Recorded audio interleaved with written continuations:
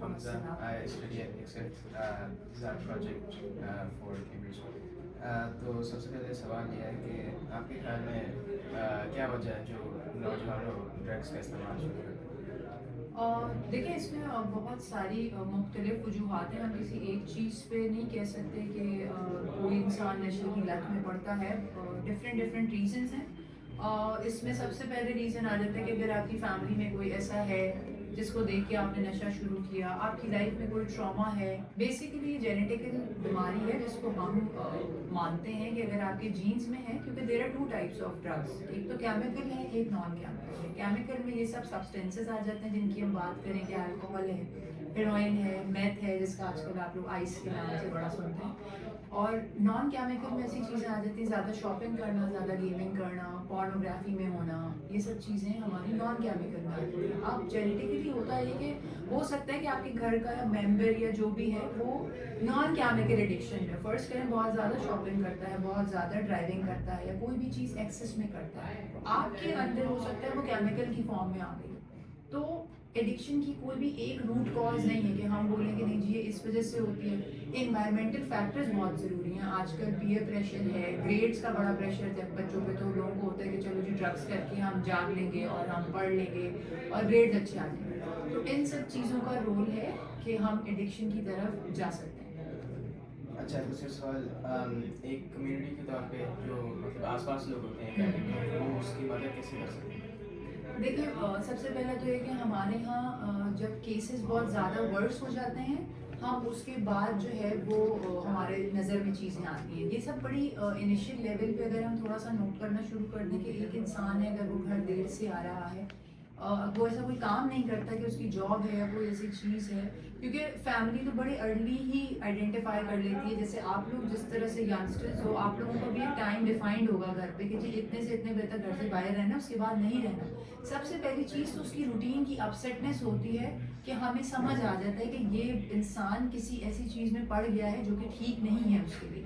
तो हम as a person contribute इस तरह से कर सकते हैं कि वो जो इनिशियल चेंजेस आते हैं किसी की लाइफ में, उनको मॉनिटर करना बड़ा ज़रूरी है, और आइडेंटिफाई करना कि आया अगर ऐसा शख्स कुछ कर रहा है तो उससे बैठ के बात की जाए। अगर वो इस लत में पड़ गया होगा तो ऑब्वियसली उसके रवैये बहुत ख़राब है। तो that is the first sign कि जहाँ से अगर किसी के रवैये इस तरह से ख़राब हो रहे हैं, वो देर से उठ रहा है, लेट सो रहा है, वो बड़े दिनों से जाग रहा है, उसकी ओवरऑल फंक्शनिंग कह लें डेली लाइफ की वो इफ़ेक्ट हो रही है, तो वहीं से आइडेंटिफाई कर लेना चाहिए कुछ ना कुछ चक्कर ऐसा है कि उसको देखना देखना चाहिए हमें। तो एज ए सोसाइटी हम इस चीज़ में इस तरह से कंट्रीब्यूट कर सकते हैं कि अगर कोई मेल फंक्शनिंग चीज़ हमारे आसपास हो रही है तो उस पर हम नोटिस लें, फैमिली से रब्ता करें, क्योंकि हमारे यहाँ तो हम लोग किसी के फैमिली मैटर्स में पढ़ते हैं तो वो भी अच्छा नहीं समझा जाता। लेकिन यस, हम अपना रोल इसी तरह से प्ले कर सकते हैं कि हमें कोई ऐसी चीज़ नज़र आए तो फैमिली को, उसके आसपास लव वंस को अप्रोच ज़रूर करें कि इस चीज़ को देखा जाए।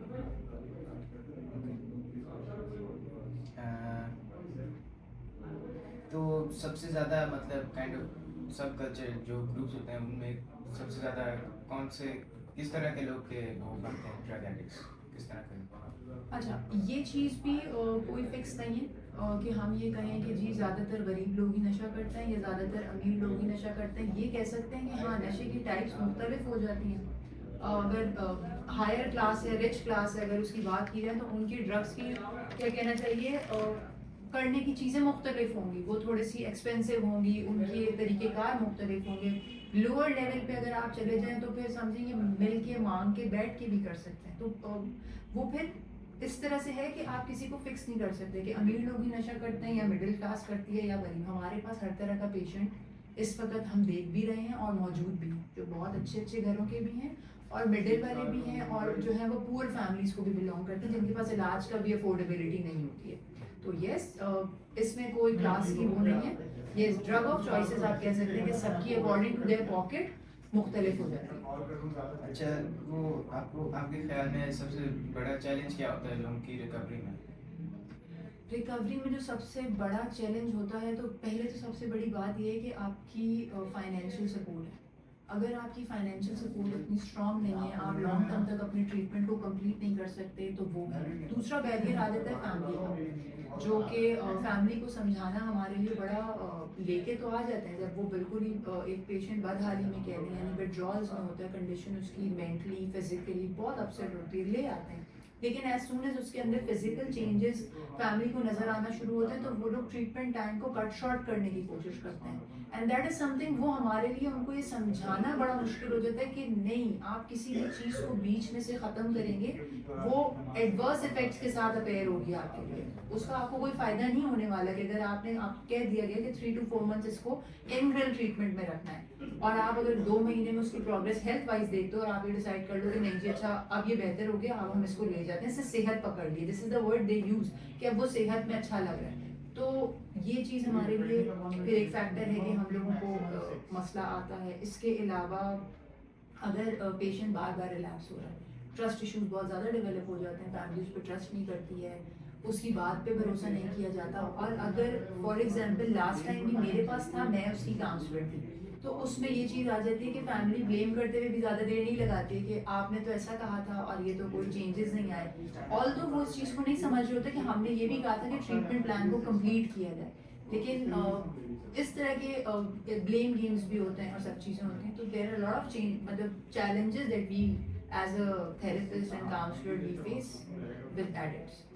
अच्छा, तो आपके जो मेथड्स होते हैं, ट्रीटमेंट्स होते हैं, आप उनमें से सबसे ज़्यादा इफेक्टिव आपके ख्याल में कौन सा हो, या किस तरह के होते हैं ट्रीटमेंट्स? देखिए एक एडिक्ट जो है वो उसी के हिसाब से ट्रीटमेंट प्लान डिज़ाइन किया जाता है। There is not a single strategy that we apply in one on one sessions में। हमारी strategy according to his history मुख्तलिफ हो जाती है। अगर फर्स्ट करें, एक पेशेंट लास्ट टाइम मेरे पास सेशन में बैठा था, वो बहुत ज़्यादा अपने कोई ट्रॉमा शेयर कर रहा था, तो वहाँ पे हमारी ट्रॉमा स्ट्रैटेजीज आ जाती हैं कि हम उनको ओवरकम करने के लिए उनको गाइडलाइन प्रोवाइड करते हैं। अब for example in next time या कोई और इंसान है जिसके एंगर इश्यूज बहुत हैं, तो हमें अपनी एंगर मैनेजमेंट की टेक्निक्स और स्टडीज़ जो हमने की हुई हैं, वो उसकी टिप्स या चीज़ें हमें अप्लाई करनी पड़ जाती हैं। इसी तरह से 2 थेरेपीज़ हैं, जैसे CBT है, cognitive behavioural therapy, and DBT that is dialectal behaviour therapy. उसमें ये होता है कि पेशेंट को हम डिफरेंट टेक्निक्स के थ्रू काम करते हैं, माइंडफुलनेस की तरफ, मेडिटेशन की तरफ लेके जाते हैं, उनको हम समझाते हैं। फिर हमारे यहाँ ओवरऑल जब पेशेंट्स अंदर होते हैं तो उनमें ग्रुप थेरेपीज की हम करते हैं, जिनमें हमारे डिफरेंट वर्कशॉप्स हैं और शेयरिंग ग्रुप्स हैं। बेसिकली शेयरिंग पे हमारे यहाँ बहुत फोकस होता है कि because when you share, when you bring things on the table, तो हमारे लिए क्या सबके लिए आसान हो जाता है। इवन पेशेंट को बड़ा आसानी होती है अपने ट्रॉमास को हील करने में। जब तक वो बताता नहीं है तब तक उस पर काम नहीं किया जा सकता। तो there is not a single strategy that we applied, एक मल्टी कहना चाहिए कॉम्बो डिजाइन किया जाता है अकॉर्डिंग टू द पेशेंट। अच्छा, एडिक्ट्स की फैमिली क्या कि रिहैब से जाके दोबारा ना आए, क्या करें फैमिलीज? अच्छा, जो एडिक्ट्स वो चले जाते हैं यहाँ से, वो उनकी फैमिली क्या कर सकते हैं उनको, मतलब वो वापस इस मर्ज में नहीं आते? यानी कि आपके क्वेश्चन का मतलब है कि पेशेंट इलाज करा के चला गया और अब वो रिलैप्स के चांसेस को फैमिली कैसे ओवरकम कर सकती है। सी ट्रीटमेंट प्लान कंप्लीट करने के बाद आपके फॉलोअप्स, आपके जो प्रोग्राम डिज़ाइन है, आपका एनी मीटिंग्स हमारा एक होता है एवरी फ्राइडे। पेशेंट्स बाहर से जो ट्रीटमेंट करा के जा चुके थे वो आते हैं, वो अपनी शेयरिंग करते हैं कि अब उनकी डेली लाइफ की फंक्शनिंग किस तरह से चल रही है, क्या कर रहे हैं, जॉब कैसे कर रहे हैं, अब कहीं पे काम कर भी रहे हैं कि नहीं, खुद पे वो क्या काम कर रहे हैं, तो वो आके यहाँ पे अपनी प्रोग्रेस शेयर करते हैं। तो फॉलोअप्स, काउंसलिंग, ये सब चीज़ें अगर एक पेशेंट, एक एडिक्ट लेता है, और ये लाइफ लॉन्ग प्रोसेस है, ये उसको अपने फॉलोअप्स पे कंटिन्यू रहना होता है। अगर वो नहीं रहता तो रिलैप्स के चांसेस बहुत ज़्यादा। फर्स्ट ट्रीटमेंट प्लान पूरा कंप्लीट करें और उसके बाद अपने फॉलोअप्स एंड काउंसलिंग। आपके इनको मैं कह जाके एक दफा बोल लो। तो आपके ख्याल में कितना % चांस होगा कि कोई मरीज जो इलाज करके चला गया है उसके रिलैप्स का कितने चांस हैं, और वो उसकी ज़िंदगी में क्या चैलेंजेस होते हैं जो बिल्कुल देखिए रिलैप्स के चांसेस बहुत ज़्यादा हैं। क्योंकि हम इलाज कराने के बाद ज़्यादातर एडिक्ट्स कंटिन्यू नहीं करते ट्रीटमेंट को, अपने फॉलोअप्स को, और दोबारा जब यहाँ से जाते हैं, देखिए हम उनको यही समझाते हैं कि एज अ पेशेंट आपका इलाज हुआ है, आपकी फैमिली का नहीं हुआ, so you have to understand the differences that your family use to have. उनका कोई ट्रीटमेंट नहीं हो, काउंसलिंग होती है, लेकिन देखें एक एज के बाद काउंसलिंग और ये चीज़ें भी वर्क नहीं करती लोगों के ऊपर। और वही वाली बात है, ट्रीटमेंट आपका हुआ, अब आपने समझना है कि बीइंग एन एडिक्ट आपके लिए क्या मसला है। अगर यहाँ से निकलने के बाद outside the world is very colourful for them, दोबारा से चीज़ों की तरफ अट्रैक्ट होना उनके लिए बहुत आसान होता है, इसीलिए फॉलोअप्स का प्रोसेस है। वो उस चीज़ को नहीं करते तो रिलैप्स तो फिर समझें इस दरवाजे से बाहर है उनके लिए, और वो फ़ौरन रिलैप्स हो जाएंगे, क्योंकि सोशल सर्कल मौजूद है, घर जाएंगे, वही इन्वायरमेंट है, सब चीज़ें वैसी की वैसी हैं। सो हमारा ब्रेन बड़ा जल्दी इन चीज़ों को प्रोसेस करता है, क्योंकि इसकी एग्जांपल इस तरह से है कि आपने बचपन में अगर मैंगो फ्लेवर की कोई चीज़ खाई है, तो अभी भी लाइफ में आपके माइंड में उसका टेस्ट यहाँ स्टोर है। तो आप ये कैसे मान लेंगे कि एक ड्रग जो मैंने ओवर द ईयर्स किया है, ओवर द मंथ्स किया है, उसका फ्लेवर मैं भूल जाऊँ, या वो मुझे कैसे काम करती थी या क्या करती थी। तो दैट्स समथिंग जो स्टोर है, और रिलैप्स इसलिए करीब है कि आप अपने फॉलोअप से नहीं जुड़ते हो और उस चीज़ को नहीं समझते हो। तो रिलैप्स रेट वेरी हाई है उन लोगों के लिए जो अपना ट्रीटमेंट प्लान को फॉलो नहीं करते, और आते हैं, बिल्कुल आते हैं हमारे पेशेंट्स, जैसे बहुत सारे हैं जो अभी समझे जून जुलाई में गए थे एंड दे आर बैक, उनको फिर 1 महीना हो गया, मेरे पास ऐसे लोग बिल्कुल मौजूद हैं। एक चीज़, दूसरा चैलेंजेस यही फेस करने पड़ते हैं जो मैंने एग्जांपल दी, कि सब चीज़ें लाइफ में वहीं की वहीं हैं। ये डेली लाइफ पे क्या, इनको हम लोग जस्ट फॉर टुडे पे काम करना समझाते हैं, कि आपको एक दिन का अपने आप को मैसेज देना है कि एडिक्शन, मुझे नशा नहीं करना, this is the message that every day you have to give to yourself, तो आपका वो एक दिन गुजरता है। तो इसीलिए चैलेंजेस इनके लिए बहुत ज़्यादा है। अंदर रहते हुए तो देखें उनको नहीं इतना फील होता, but as soon as they go outside, workplace, work pressures, घर के फैमिली के ताने बातें सुनना, अगर कोई मैरिड है तो वाइफ की तरफ से चीज़ें, बहुत कुछ है। तो चैलेंजेस के बगैर तो कोई भी नहीं, तो एडिक्ट के लिए तो समझे डबल हो जाते हैं, इस तरह से है। और दूसरा मैसेज अगर आप मुझसे पूछते हो कि मैं क्या मैसेज देना चाहूँगी, वो फिर इस तरह है कि देखिए जो लोग इस चीज़ में पढ़ गए हैं, इनिशियल लेवल पे ही हेल्प ले लें। पर होता पता है क्या है कि ड्रग्स इंसान को टू स्टेट कर देता है।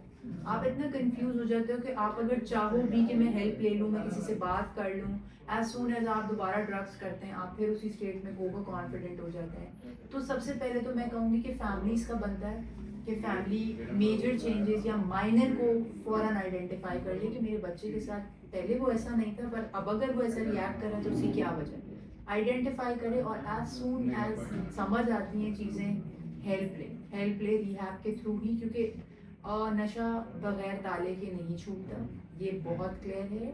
जो लोग घर पे इस चीज़ की प्रैक्टिस कर चुके हैं, वो हम लोग उनसे मिलते रहते हैं घर पे, मुश्किल से 15 दिन 1 हफ्ता वो एफर्ट कर पाते हैं, और अगेन फिर वो दोबारा इस चीज़ में लग जाते हैं, क्योंकि उनसे वो विड्रॉल या वो तोड़ तकलीफ बर्दाश्त नहीं हो रही होती, जो नशे की craving, and they again fell into that thing. So as soon as you get to know कि आपका कोई लव वन है इस चीज़ में, तो आप उसके लिए हेल्प लें, और हेल्प के लिए इदारे मौजूद हैं। जैसे आज आप हमारे इदारे में आए हो, आप we are just 1 call away, आप कॉल करोगे, टीम आ जाएगी, आपके मेंबर को ले जाएगी, and that's the best you can do for them at that moment. Thank you for your thank you so much. Okay, thank you.